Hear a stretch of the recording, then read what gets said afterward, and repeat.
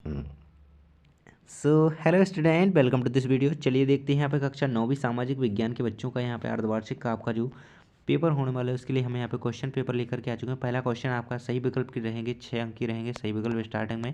पहला क्वेश्चन इसमें कह रहा है भारत के दक्षिण में कौन सा सागर है, तो आंसर याद रखेंगे हिंद महासागर। इसके बाद अगला क्वेश्चन है नर्मदा नदी का उद्गम स्थल कहाँ पे है, तो नर्मदा नदी का उद्गम स्थल वो है अमरकंटक, है ना। अगला क्वेश्चन है प्रथम विश्व युद्ध कब लड़ा गया था, 1914 से 18 के बीच यहाँ पे प्रथम विश्व युद्ध लड़ा गया था, आंसर याद रखेंगे। अगला क्वेश्चन है जर्मनी की मुद्रा है तो यूरो, यहाँ पे आंसर याद रखेंगे।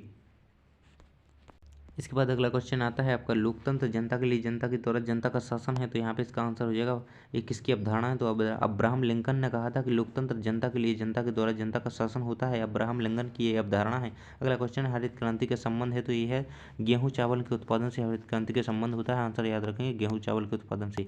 यहाँ पे हमारे रिक्त स्थान स्टार्ट हो जाते हैं। पहला क्वेश्चन इसमें कह रहा है खालिस्तान नदी को दक्षिण भारत की गंगा कहा जाता है, तो गोदावरी आपको यहाँ पे आंसर याद रखना है।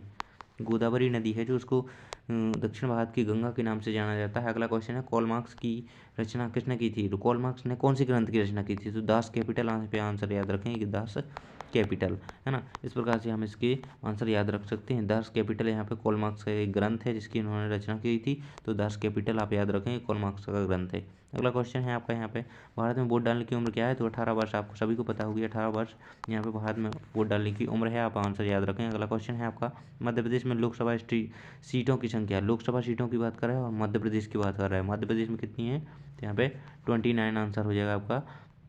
मध्य प्रदेश में लोकसभा की सीटों की संख्या 29 है, आंसर याद रखेंगे।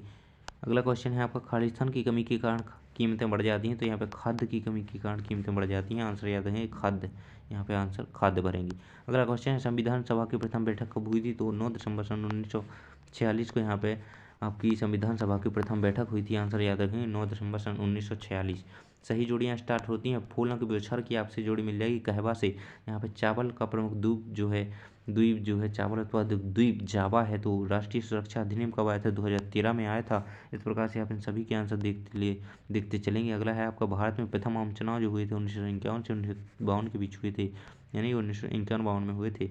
बेरोजगारी है, जनसंख्या वृद्धि के कारण बढ़ रही है और देश का सर्वोच्च कानून हमारा संविधान है। इस प्रकार से आप इन सभी क्वेश्चन के आंसर बिल्कुल याद कर लेंगे। यहाँ से हमारी सत्य असत्य स्टार्ट होती हैं। पहला क्वेश्चन कह रहा है आपका लू शीतकाल में चलने वाली गर्म हवाएं हैं, तो इसका बिल्कुल आंसर असत्य हो जाएगा क्योंकि लू शीतकाल में नहीं बल्कि ग्रीष्मकाल में चलती है। अगला क्वेश्चन है भारत दुनिया का क्षेत्रफल की दृष्टि से 7वां बड़ा देश है, बिल्कुल सत्य आंसर यहाँ पे हो जाएगा। 7वें नंबर पे ही क्षेत्रफल की दृष्टि से भारत हमारा आता है। अगला क्वेश्चन है जार निकोलस लोकतांत्रिक शासक था, बिल्कुल असत्य यहाँ पे आंसर हो जाएगा। अगला क्वेश्चन है मक्का व्यापारिक फसल है, असत्य, इसका भी आंसर यहाँ पे आप लगाएंगे असत्य। अगला क्वेश्चन है लोकसभा एवं विधानसभा के सदस्यों का कार्यकाल 5 वर्ष का होता है, यहाँ पे बिल्कुल सत्य आंसर लगाएंगे। अगला है आपका ग्राम स्वर्ण जयंती ग्राम स्वरोजगार योजना का प्रारंभ 1999 में हुआ था, सत्य रहेगा आपका आंसर, है ना। इस प्रकार से आप इनके आंसर याद कर लेंगे।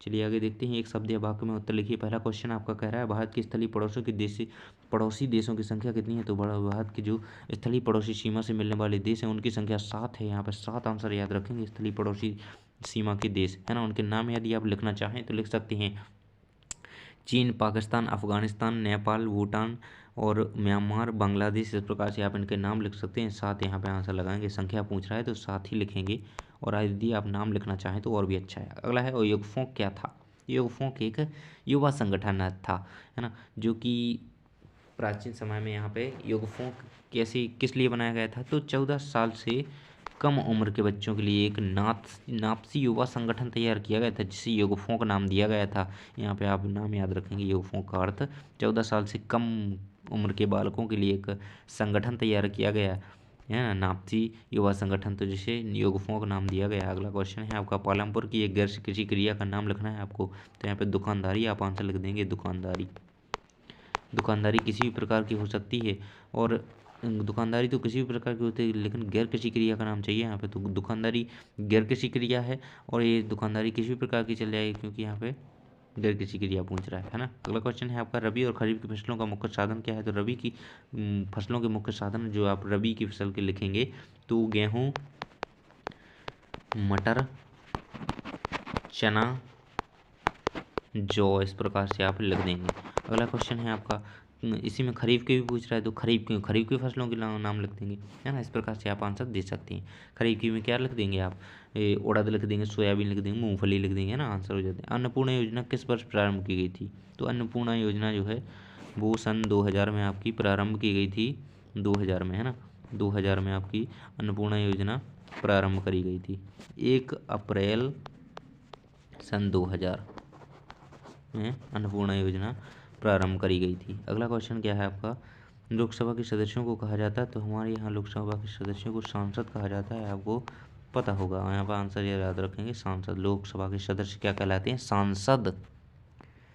तो यहाँ तक कंप्लीट हो गई, और जो क्वेश्चन रह गए हैं इनका प्रॉपर वीडियो चैनल पर पहले से अपलोडेड है, जल्दी से जाकर के देख लीजिए, है ना।